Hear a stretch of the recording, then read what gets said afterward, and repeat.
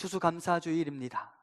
청교도들이 미국이라는 신대륙에 정착해서 농사를 짓고 첫 수확물을 거둔 다음 1621년 가을 하나님께 감사의 절기를 지켰던 것에서 유래된 절기이고, 구약 성경에서는 초막절 혹은 수장절이라는 절기가 이에 해당됩니다. 현대 한국 교회는 추수감사절기를 지키면서 한 해의 농사, 한 해의 사업과 우리 일상에 베푸신 은혜를 기념하며 하나님께 감사의 예배를 드리고 있습니다. 오늘 우리는 추수감사주일을 맞이하여 시편 136편의 말씀을 나누고자 하는데요, 이 시간에 저와 여러분들이 인도자와 회중이 되어서 이 시편 136편을 좀 교독해 보고자 합니다. 화면에 말씀이 뜰 텐데요, 제가 인도자 부분을 봉독하면 여러분들이 회중에 해당되는 부분을 읽으실 텐데, 이것이 사실은 시편 136편이 예배 중에 불렀던 찬양이거든요. 그래서 보통 때 우리가 조용하게 읽는 것보다 조금 더 큰 목소리로 이 성전에 하나님을 향한 감사의 고백의 소리가 가득 채워질 수 있도록 여러분 같이 교독하면 좋겠습니다. 제가 먼저 봉독해 보겠습니다. 여호와께 감사하라. 신들 중에 뛰어난 하나님께 감사하라. 주들 중에 뛰어난 주께 감사하라. 홀로 큰 기이한 일들을 행하시는 이에게 감사하라. 지혜로 하늘을 지으신 이에게 감사하라. 땅을 물 위에 펴신 이에게 감사하라. 큰 빛들을 지으신 이에게 감사하라. 해로 낮을 주관하게 하신 이에게 감사하라. 달과 별들로 밤을 주관하게 하신 이에게 감사하라. 애굽의 장자를 치신 이에게 감사하라.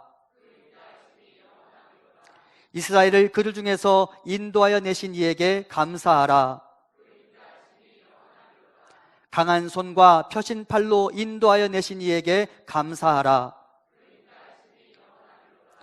홍해를 가르신 이에게 감사하라. 이스라엘을 그 가운데로 통과하게 하신 이에게 감사하라. 바로와 그의 군대를 홍해에 엎드려뜨리신 이에게 감사하라.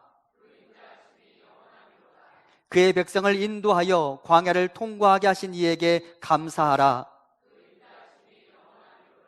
큰 왕들을 치신 이에게 감사하라. 유명한 왕들을 죽이신 이에게 감사하라. 아모리인의 왕 시온을 죽이신 이에게 감사하라. 바산 옥을 죽이신 이에게 감사하라. 그들의 땅을 기업으로 주신 이에게 감사하라. 곧 그 종 이스라엘에게 기업으로 주신 이에게 감사하라. 우리를 비천한 가운데서도 기억해 주신 이에게 감사하라. 우리를 우리의 대적에게서 건지신 이에게 감사하라. 모든 육체에게 먹을 것을 주신 이에게 감사하라. 하늘의 하나님께 감사하라. 그 인자하심이 영원함이로다. 아멘. 우리 함께 찬양하고 계속해서 말씀을 나누도록 하겠습니다. 주께 감사하세. 그는 선하시며 인자하심이 영원함이라. 함께 찬양하겠습니다.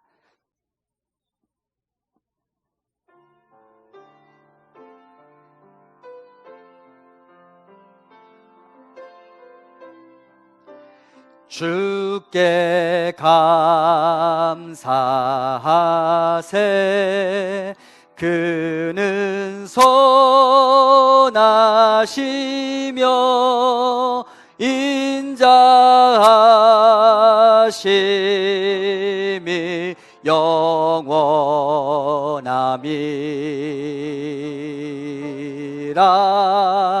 주께 감사하세. 그는 선하시며 인자하심이 인자하심이 영원함이. 주께 감사하세. 주께 감사하세. 그는 선하시며 인자하심이 영원함이라.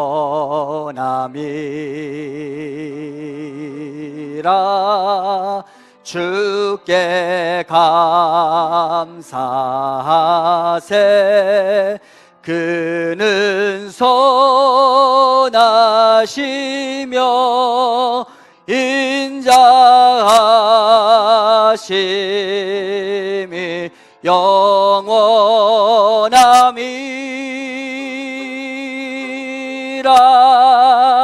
주께 감사하세.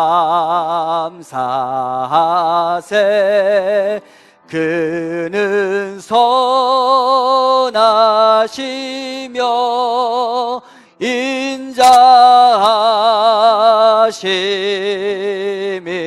영원함이라.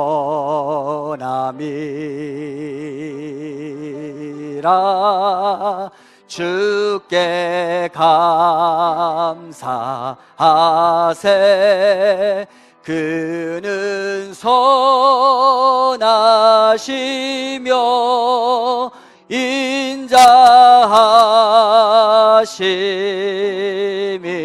영원함이라.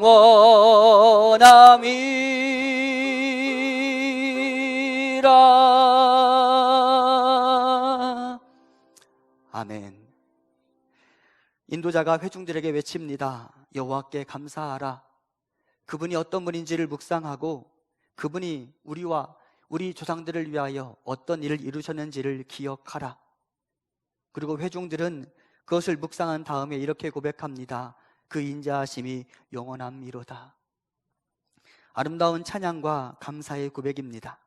오늘 우리는 시편 136편의 고백을 바탕으로 그분이 왜 찬양과 경배 그리고 감사의 고백을 받으시기에 합당하신 분인지 묵상하고 하나님을 향하여 감사의 마음을 표현해 드리고자 합니다. 먼저 인도자는 우리가 믿는 분의 이름을 통해 그분이 어떤 분인지를 선포하고 회중들은 그 하나님의 이름을 묵상하면서 하나님께 감사의 마음을 표현합니다. 이스라엘 백성들의 믿음의 대상, 우리의 믿음의 대상이 되는 분이 어떤 분입니까? 본문 1절부터 3절을 보면 우리가 믿는 분의 이름이 다양하게 기록되어 있는데요, 먼저 본문 1절은 그분을 여호와라고 부릅니다. 여호와라는 말은 우리가 믿는 분 중 특히 창조주 하나님을 묘사할 때 사용되는 이름임과 동시에 저기 멀리 계시지 않고 여기 내려오셔서 우리를 구원하시는 분을 부를 때 사용되는 호칭입니다. 우리가 믿는 하나님은 바로 그런 분이시죠. 저 멀리 하늘에서 통치자로 재판관으로 계실 뿐만 아니라 여기 우리 삶 한복판에 내려오셔서 우리를 구원하는 분이시죠. 세상 어디에도 이런 신이 없어요. 세상 어디에도 내 삶 한복판에 내려오셔서 나를 헤아리시고 내 편이 되어주시며 나를 지지해 주시고 나를 도우시는 분이 없어요. 그래서 이스라엘은 그 하나님을 향하여 이렇게 고백했습니다. 우리 함께 신명기 4장 7절 같이 봉독합니다. 우리 하나님 여호와께서 우리가 그에게 기도할 때마다 우리에게 가까이 하심과 같이 그 신이 가까이 함을 얻은 큰 나라가 어디 있느냐. 아멘. 이스라엘도 신기했어요. 세상의 다른 신들은 내려와서 그들을 구원해 주지 않았거든요. 그런데 여호와께서는 자기들 삶의 한복판에 내려오셔서 가까이 하셔서 자기들을 구원해 주시니까 그 하나님을 향하여 감사의 고백을 드리게 되었습니다. 또한 인도자는 그들이 믿는 하나님을 이렇게 부릅니다. 2절을 보면 신들 중에 뛰어난 하나님이라고 묘사하며 하나님이라는 이름을 부를 때 엘로힘이라는 단어를 사용합니다. 이 말이야말로 신들 중에 신이라는 의미를 갖습니다. 세상에는 스스로를 엘, 즉 신이라고 여기는 자들이 많지만 우리가 믿는 하나님은 엘로힘, 그 신들 중에도 뛰어나신 분이십니다. 그분과 견줄 수 있는 자가 세상에 없고 그분과 맞서 싸울 수 있는 신이 세상 어디에도 없습니다. 세상의 신들이 자기들이 엘로힘이라고 말할지 모르지만 그들은 엘로힘이 될 수 없는 자들입니다.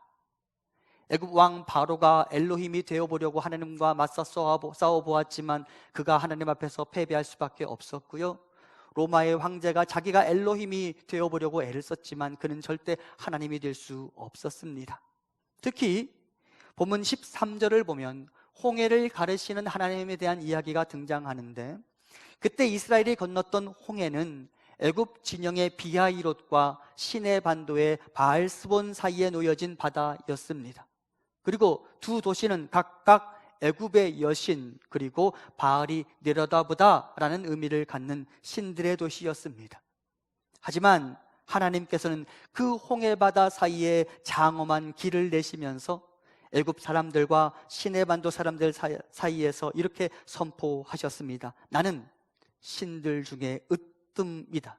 세상 어디에도 나와 견줄 자가 없다. 그리고 그분이 바로 이스라엘의 하나님이심과 동시에 우리의 하나님이십니다. 여러분, 우리가 믿는 하나님이 세상에서 제일 센 분이십니다.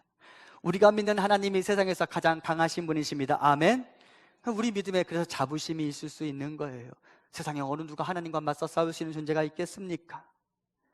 그래서 오늘 본문의 시인은 또한 이렇게 고백합니다. 3절을 보면 그분이야말로 주들 중에 뛰어난 주라고 고백합니다. 영어로 표현하면 King of King, 왕 중에 왕이라는 의미를 갖습니다. 그분이 우리의 대장 되십니다. 세상 어디에도 그와 같은 분이 있을 수가 없습니다. 그리고 세상 어느 누구도 우리를 함부로 다룰 수 없습니다. 그분이 우리의 대장 되시니까. 게다가 그분은 심술쟁이가 아닙니다. 자신에게 밉보이는 자들을 집요하게 찾아가서 괴롭히거나 학대하지 않으시고 자신의 백성들에게는 언제나 선하시며 인자하신 분이십니다. 오늘 본문의 시인이 그분이 선하시고 인자하시다라고 말하는데, 여기 등장하는 선하다라는 단어가 어디에서 사용되었냐면 하나님의 온 천지 만물을 창조하신 다음에 이렇게 말씀하셨죠. 보시기에, 그 다음 뭐라고요? 좋았더라. 거기 등장하는 좋았더라라는 단어가 오늘 본문에 사용된 선하다라는 단어와 똑같은 히브리어 토브입니다. 여러분, 하나님은 선하신 분이십니다. 좋으신 분이십니다. 아름다운 분이십니다. 그래서 그분을 보면 저절로 그냥 감탄하게 되는 거예요. 이곳에서는 발견할 수 없는 가치와 능력이 그분에게 있으니까 사람들이 그분을 보면 그냥 감탄하게 되는 거예요. 게다가 여러분, 그분이 인자하신 분이십니다. 무한하게 용서를 베푸시는 분이시고요, 하나님은 자기를 사랑하는 자들에게 한없는 자비와 긍휼을 베풀어 주시며 자기를 사랑하는 자들의 필요를 꽉꽉 채워주시는 분이십니다. 그렇게 하나님이 우리를 향하여 꽉꽉 채워주시는 사랑을 묘사할 때 사용되는 히브리어가 하나 있는데 헤세드라는 단어이고요, 그 단어가 바로 오늘 본문에 사용된 인자라는 단어에 적용되었습니다. 구약 성경에서 그 하나님의 헤세드를 받았던 대표적인 인물, 모압 여인 룻입니다. 그녀가 고향을 떠나 어머니를 따라서 베들레헴에 도착했습니다. 자기가 아는 사람이 한 명도 없었어요. 그냥 어머님을 쫓아왔고 어머님이 믿는 하나님만 따라서 이곳 베들레헴에 도착했습니다. 그런데 여러분, 그녀가 그렇게 하나님을 믿기로 결정하고 하나님을 따르기로 결정하자 하나님이 그녀에게 헤세드를 놀랍게 부어주시는데요, 그녀가 먹을 수 있는 곡식 나달을 주실 뿐만 아니라 그녀에게 풍족히 먹고도 남을 곡식을 주실 뿐만 아니라 그녀에게 보아스라는 믿음의 훌륭한 남자를 주셔서 아름다운 가정을 꾸리게 하셨고요, 그 여인이, 그 모압 여인이 이스라엘의 왕가의 족보에 기록되는 위대한 사건을 만들어냅니다. 그때 하나님께서 그녀에게 베풀어 주셨던 사랑을 묘사할 때 룻기에 가장 빈번하게 등장하는 단어가 있다면 바로 헤세드입니다. 하나님은 그분의 백성들에게 한없는 자비를 베풀어 주시는 분이시죠. 그녀가 하나님의 은혜를 기대할 수 없었는데 하나님이 그녀에게 그 헤세드를 베풀어 주셨고 그녀는 저절로 하나님을 찬양할 수밖에 없었죠. 그리고 그와 같은 사건들을 경험했던 이스라엘은 그 하나님을 바라보며 이렇게 고백합니다. 그는 선하시고 인자하시다. 그분이야말로 우리의 감사의 고백을 받으시기에 합당하신 분이시다. 여러분, 여기서 중요한 게 발견되는데요, 그 여호와, 그 능력의 주, 그 인자와 자비가 풍성하신 분, 그 선하신 분이 바로 내 편이라는 사실입니다. 그분이 아무리 좋아도, 그분이 아무리 능력이 많아도 내 편이 아니라면 내가 행복할 수가 없어요. 근데 성경은 말합니다. 그 하나님이 내 편이라고. 그래서 본문 16절은 이렇게 말합니다. 그분이 그의 백성을 인도하여 광야로 통과하게 하셨다. 그래서 모든 하나님의 사람들을 내 백성이라고 부르십니다. 그래서 세상을 향하여 우리 이렇게 선포하십니다. 너는 내 백성이다. 그리고 그분이 우리를 해치려는 사탄을 향하여 이렇게 외치십니다. Don't touch him. Don't touch her. She and he is mine. 건드리지 마. 내 거야. 건드리지 마. 내 새끼야. 그 하나님이 내 편이 되어주시면서 우리에게 도장을 꽉 찍으신 다음에 세상을 향하여 선포하십니다. 내 사람이다. 걔네 건들지 마. 이스라엘이 그것을 알았어요. 하나님이 우리를 향하여 너 내 거야 라고 말씀하신 것을 알았어요. 그리고 그들이 행복했어요. 신명기 33장 29절 우리 같이 봉독합니다. 이스라엘이여 너는 행복한 사람이로다. 여호와의 구원을 너같이 얻은 백성이 누구냐? 그가 너를 돕는 방패시요 내 영광의 칼이시로다. 내 대적이 내게 복종하리니 내가 그들의 높은 곳을 밟으리로다. 아멘. 이스라엘이여 너는 행복한 사람이로다. 여호와의 구원을 너같이 얻은 백성이 누구냐? 그러니 이스라엘이 그 하나님이 나의 하나님이 되신 것에 대해 어찌 감사하지 않을 수 있었겠습니까? 그리고 이것이 저와 여러분의 고백이 되기를 소망합니다. 저는 하나님이 저의 하나님이 되어주셔서 저는 너무나 좋습니다. 저는 하나님이 내 편이셔서 너무나 좋습니다. 하나님이 저를 향하여 내 새끼라고 말씀하시는 게 너무도 좋습니다. 하나님이 저를 향하여 아들아 라고 불러주시는 게 저는 너무나 좋습니다. 어느 누구도 나를 건드리지 못할 테니까, 그분이 허락하지 않으면 어느 누구도 나를 함부로 다루지 못할 테니까. 사랑하는 성도 여러분, 하나님이 여러분을 향하여 말씀하십니다. 내 새끼라고. 언제나 나는 내 편이라고. 나는 언제나 내 옆에 있다고. 언제나 나는 너를 지지할 거라고. 다른 사람들이 어떤 말을 해도 주의 깊게 듣지 말아라. 이것만 기억해라. 내가 내 편이라고.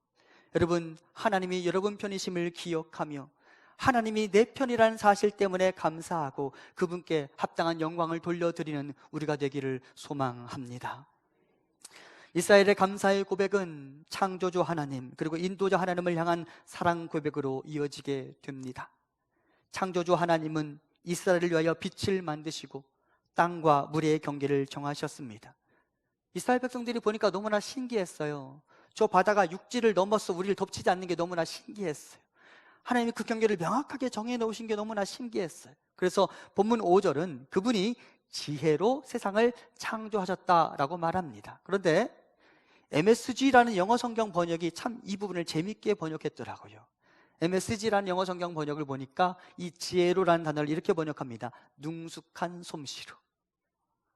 장인이 자신의 작품을 능숙한 솜씨로 만들어내는 것처럼 하나님이라는 장인이 이 세상을 그리고 저와 여러분을 능숙한 솜씨로 만드셨습니다. 그리고 해와 달과 별, 그분이 만든 물과 바람의 공기 그리고 땅의 에너지로 그 위에서 식물이 자라게 하셨으며 그것으로 우리의 일상의 먹거리를 책임지셨습니다. 본문 25절 같이 봉독합니다.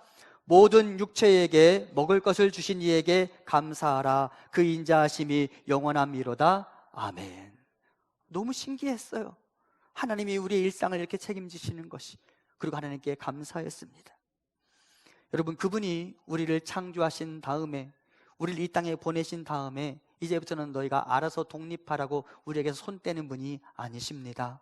우리를 세상에 보내실 뿐만 아니라 우리의 일상을 책임지는 분이십니다. 우리의 하루하루를 책임지는 분이십니다. 광야 이스라엘이 그것을 경험했어요. 우리 함께 신명기 29장 5절을 봉독합니다. 주께서 40년 동안 너희를 광야에서 인도하게 하셨거니와 너희 몸에 옷이 낡아지지 아니하였고 너희 발에 신이 헤어지지 아니하였으며. 여러분, 옷이 오래되니까 찢어지더라고요. 그죠? 옷이 닳아서 찢어지던 거요. 신발도 여러분 이 뒤꿈치가 다는 것뿐만 아니라 제가 운동화를 오래 신어보니까 그게 떡 벌어져 버리던데요. 오래되니까 옷도 헤어지고요, 신발도 닳게 되어 있습니다. 그런데 이스라엘이 광야 40년을 지내면서 가만히 보니까 옷이 헤어지지 않는 거예요. 신발이 닳지 않는 거예요. 만나와 메추라기도 너무나 신기했지만 자기들이 입고 있는 이 옷과 신발을 보면서 너무나 신기했어요. 하나님이 자신들의 일상에 함께하는 것을 보면서 너무나 신기했어요. 우리 일상을 바라보아도 그런 것 같지 않습니까? 여러분, 저와 여러분 맨몸으로 왔다가 지금 이렇게 잘 살아가고 있지 않습니까? 나의 수고와 노력 있었죠. 맞습니다. 제가 그 노력을 결코 무시하고 싶지 않습니다. 하지만 가만히 생각해 보면 일할 수 있는 직장과 건강과 삶의 환경 또한 거저 주어진 것이 아니라는 생각을 하게 됩니다. 그리고 이렇게 고백하게 되죠. 지금까지 지내온 것 하나님의 은혜라. 이번 주 중에 예전에 제가 사역했던 교회 한 지체를 만났어요. 저도 몰랐는데 갑상선암 3기로 수술도 받고 치료도 받았다고 하면서 저에게 이런 말 해주었어요. 목사님, 예전에는 제가 너무나 건강해서 나의 하루하루가 얼마나 소중한지 몰랐어요. 그런데 이 항암 과정을 거치고 수술을 받고 보니까 나의 하루하루가 너무나 중요하고 소중하다는 걸 알게 되었어요. 일상을 살아가는 이 하루하루가 얼마나 감사한지 모르겠어요 라고 저에게 말해 주었는데, 저에게 얼마나 큰 도전이 되었는지 몰라요. 사랑하는 성도 여러분, 지금 이 자리에 이 모습으로 하나님 앞에 나와 예배할 수 있는 것 은혜인 거 아시죠? 우리가 몸이 좀 아플 수 있어요. 아니, 우리 성도님 중에 몸이 조금 아픈 게 아니라 많이 편찮으신 분도 계십니다. 여러분, 그럼에도 불구하고 여러분 계단, 엘리베이터 없이 다 내려오셔서 지금 여기 앉아 계시잖아요. 그렇죠? 그렇잖아요. 은혜예요. 은혜예요. 나의 일상이 은혜예요. 이스라엘 백성들은 그것을 고백했어요. 하나님, 나의 일상을 책임져 주셔서 감사합니다. 나에게 새날을 주시고 나에게 하루를 주셔서 감사합니다고 고백했어요. 그리고 그것이 우리의 고백이 되기를 소망합니다. 광야의 이스라엘에게 만나를 주시고 메추라기를 주시고 마라의 쓴물을 단물로 바꾸어 주시며 그들에게 엘림의 오아시스를 만나게 하셨던 것처럼 마라톤과 같은 긴 경주를 달려가는 우리를 향하여 여호와 하나님이 지금 여기 찾아오셔서 우리의 일상을 책임지고 돌보고 계십니다. 그러므로 그 하나님께 감사하시기 바랍니다. 그리고 그 하나님이 여기까지 인도하셨으니 그 하나님께 다시 외치시죠. 하나님, 내일도, 하나님 내일도, 오늘 여기까지 인도하셨으니 하나님 내일도 나를 지켜주세요 라고 기도하는 우리가 되기를 소망합니다. 그럼 제가 여러분 이 시편 136편을 보면서 한 구절에 유독 마음이 쏠렸어요. 우리 함께 본문 23절을 봉독해 보겠습니다. 우리를 비천한 가운데서도 기억해 주신 이에게 감사하라. 그 인자하심이 영원함이로다. 아멘. 세상은 쓸모가 없으면 나를 기억해 주지 않습니다. 자신의 핸드폰에서 내 번호를 지워버립니다. 하지만 하나님은 우리가 그분에게 쓸모가 있는지 아닌지의 여부 때문에 우리를 선택하거나 우리를 버리시는 게 아니라 그냥 우리를 기억해 주십니다. 우리의 가치를 평가하는 것 대신 우리에게 가치를 부여해 주시고 우리를 기억해 주십니다. 그분이 우리의 아버지이시기 때문이죠. 저는 여러분, 누군가가 나를 기억해 준다는 말의 위력을 경험한 적이 있어요. 잘 아시다시피 제가 백수로 보낸 시간들이 있었습니다. 그때 그 LA에서 가장 큰 교회에 우연한 기회로 부목사, 청년부 부목사 자리에 인터뷰를 하게 되었습니다. 2명 중 1명을 뽑는 거였습니다. 제가 됐을까요? 안 됐을까요? 안 됐어요. 안 됐어요. 2명 중 1명을 뽑는 건 제가 안 됐어요. 제가 봐도 그분이 되는 게 맞아요. 그분이 미국 생활을 훨씬 더 오래 하셨기 때문에 그분이 청년부를 맡는 게 맞아요. 저는 안 됐어요. 그런데 여러분, 그때 사람이 참 세속적이라 미국 LA에서 가장 큰 교회 목사님이 저하고 인터뷰를 하면서 이렇게 말씀하셨어요. 김 목사님, 제가 목사님하고 이번에 목회를 같이 하게 될지 아닐지는 잘 모르지만 내가 목사님 기억할게요. 여러분, 제가 그 말 듣고 나오는데 그게 얼마나 힘이 되었는지 몰라요. 그 LA라는 큰 도시에 제가 아는 사람이 아무도 없었어요. 근데 그분이 저를 향하여 목사님, 제가 목사님 기억할게요 라고 하는데 그게 얼마나 큰 힘이 되었는지 몰라요. 그리고 그분 덕분에 제가 그 교회에서 성경 공부 인도하며 또 약간의 사례비도 받고 일할 수 있었어요. 여러분, 누군가가 나를 기억해 준다는 것 얼마나 큰 위로가 되는지 몰라요. 그런데 여러분, 게다가 나를 기억해 주겠다고 하는 분이 세상에서 제일 힘이 센 분이래요. 그게 얼마나 큰 위로가 되겠습니까? 사랑하는 성도 여러분, 다른 사람들은 몰라도 하나님은 여러분 편이십니다. 아멘. 하나님은 여러분을 기억해 주시는 분이십니다. 그 사랑으로 룻과 나오미를 기억해 주셨고요, 그 사랑으로 예수님 부인하고 자신이 저지른 일에 대해서 수치심을 가지고 갈릴리 촌동네로 들어가서 은둔자처럼 살고 싶어 했던 베드로를 기억해 주셨고요, 그 사랑으로 남들이 볼 때 절대 인정받을 수 없는 세리로 살아가던 마태를 기억해 주셨습니다. 그분이 우리를 높여주시기 위해, 그 누추한 곳 낮은 곳에 있는 우리를 높여주시기 위해 저 하늘에서 이 땅에 내려오셨고요, 우리에게 말씀하십니다. 나를 밟고 올라가라고, 내가 너의 인생의 디딤발이 되기를 원한다고. 우리가 낮아졌을 때 우리를 기억해 주신 유일한 분, 그래서 우리의 유일한 기댈 언덕이 되시는 분이 바로 저와 여러분의 하나님이십니다. 그분이 나를 기억하셨기에 내가 His people, 그의 백성이 될 수 있었고, 좋은 사람들과 좋은 공동체를 이루고 하나님의 나라를 소망할 수 있게 되었습니다. 세상이 나를 조롱하고 나를 기억하지 못한다 하여도, 세상이 나에게 악성 댓글을 달고 내 삶이 무가치하다고 조롱한다 하여도 단 한 분은 내 편이라는 사실을 기억하시기 바랍니다. 그리고 다시 살아갈 힘을 얻어보았으면 좋겠습니다. 여호와 하나님이 내 편이십니다. 여호와 하나님이 내 편이십니다. 여호와 하나님이 나를 기억하십니다. 그 사실을 기억하며 그것 때문에 다시 힘을 내보는 우리가 될 수 있기를 간절히 소망합니다. 시인은 회중들에게 계속해서 외칩니다. 감사하라. 그리고 회중들은 그에 반응합니다. 그의 인자하심이 영원함이로다.